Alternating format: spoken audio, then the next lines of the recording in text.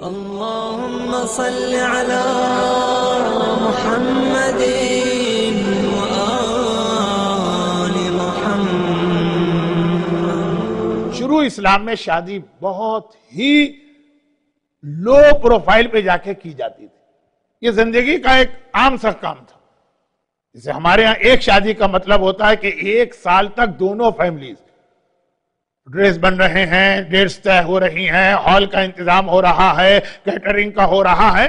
یہ اسلام میں ایسا نہیں، اکثر آپ کو روایتوں میں ملے گا۔ امام سے ملنے ان کے صحابی آئے، ناخنوں میں مہندی لگی، امام نے پوچھا مہندی کس کی؟ کہا مولا کل میری شادی ہوئی تھی۔ امام تک کو انہوں نے انوائٹ کیا نہ بتایا، بالکل ایک نارمل سا طریقہ۔ تو یہ شادیاں اسی طرح ہوتی تھی۔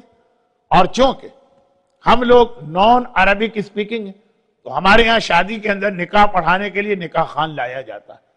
ورنہ اسلام میں نکاح خان کا کنسپٹ بھی نہیں ہے اگر آپ کو عربی صحیح آتی۔ نکاح کا مطلب عربی کے 2 جملے کہنا ہے، ایک لڑکے کو ایک لڑکی کو، اگر دونوں عربی جانتے ہیں، لڑکی ایک جملہ کہے گی، لڑکا ایک جملہ کہے گا، ہو جائے گا نکاح۔ کوئی ایسا نہیں ہے کہ اسپیشل کوئی نکاح خان آئیں گے، ان کا $100 کوئی ہدیہ ہوگا، کوئی فارم بھرا جائے گا، کوئی وٹنس کے سائن ہوں گے، ایک باقاعدہ نہیں۔ بلکہ شادی کی بات آ گئی اور جشن میں شادی کا کافی تذکرہ ہوا۔ اگر آپ کو موقع ملے تو حضرت آیت اللہ خامنائی، ان کی جو ویب سائٹ ہے اس کے اوپر ایک کلپ ہے جو ایک نکاح آقا خامنائی نے پڑھایا پچھلے سال۔ آپ کو لگے گا ہی نہیں کہ نکاح ہو رہا ہے کہ شادی کی کوئی تقریب۔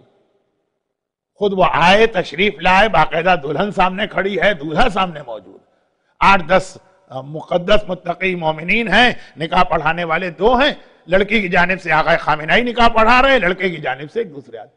کتنا سمپل، کتنا آسان، ایک جملہ کا اور اٹھ کے چلے گئے۔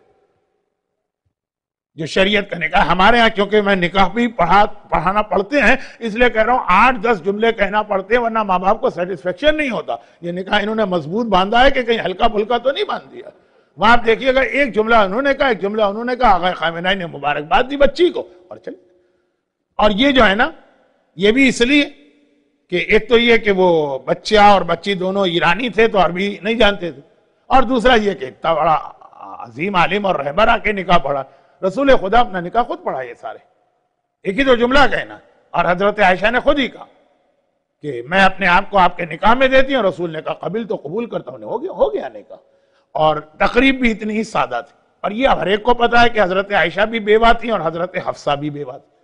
چنانچہ جو سیکنڈ میرج ہوتی ہے اس میں ویسے ہمارے یہاں بھی اتنا دھوم دھڑکا نہیں ہوتا، اس زمانے میں تو کنسپٹ ہی نہیں تھا۔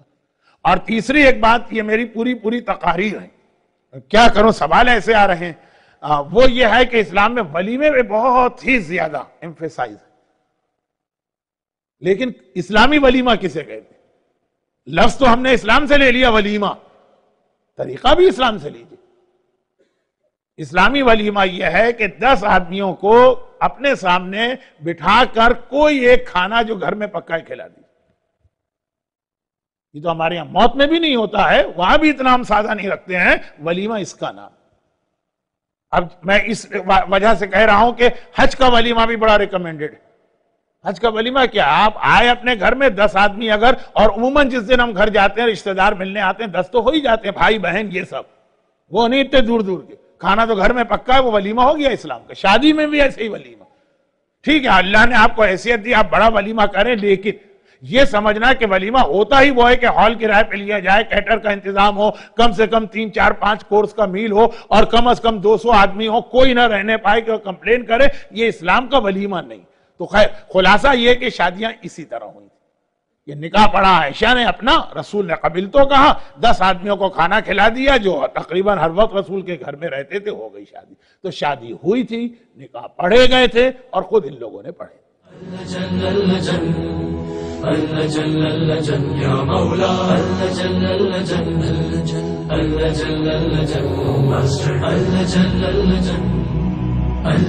یا صاحب السماء